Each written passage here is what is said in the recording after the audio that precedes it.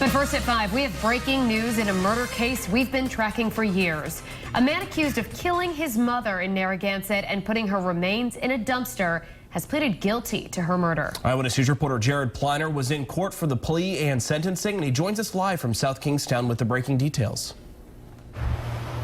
Mike Shannon, good evening. Before today's life sentence, Taylor's sister spoke. They did not want to be shown, but one says their family is forever broken. The other said she does not hate her brother, but that she has now lost her brother and her mother for entirely different reasons.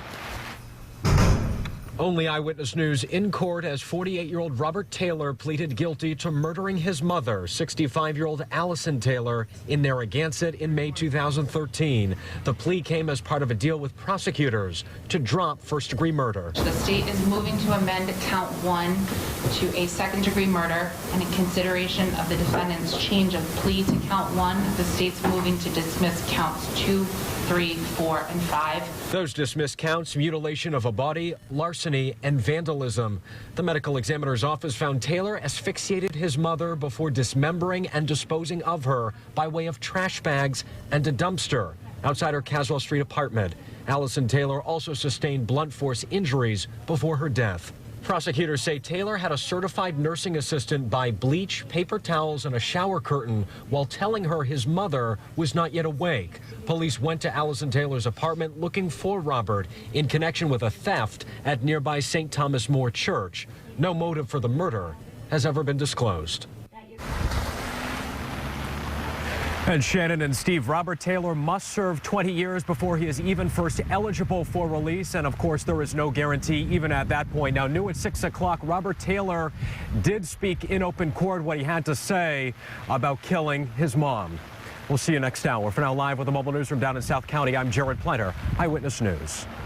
Only on Eyewitness News, only our cameras were inside Washington County District Court, where a former Narragansett man pleaded guilty to killing his own mother. Eyewitness News was on the scene back in May of 2013 after police found the body of Allison Taylor murdered, dismembered, and thrown in a dumpster.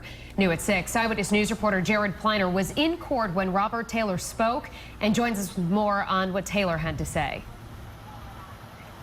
Shannon and Steve, that's right. Now, in a deal, Robert Taylor pleaded down from first-degree murder to second-degree murder. His sisters very tearfully, emotionally spoke to the judge today in an open court. They did not want to be recorded in any way, and so we were left with Robert Taylor, who had a very curious apology today.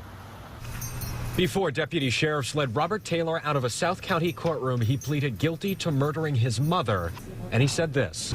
Mom's the best mother could ask for, and she certainly deserved a hell of a lot better son than she got. Taylor sniffled and wrung his hands. He asphyxiated his 65-year-old mother, Allison Taylor, in her Narragansett apartment 3 years ago before cutting her up and throwing her into a dumpster. The ME said Taylor also had blunt force injuries. Robert Taylor apologized to the state, to the town of Narragansett, and to first responders, but not to his family. He still wanted them to know he's not a monster. I don't know what to say. I know apologies are not good enough. I don't want anyone to think I'm cold, and I don't think of her, and I don't think of them. My whole family, every minute. Taylor must serve 20 years of his life sentence before any consideration of release. I'll just try to stay out of your way for the next few decades.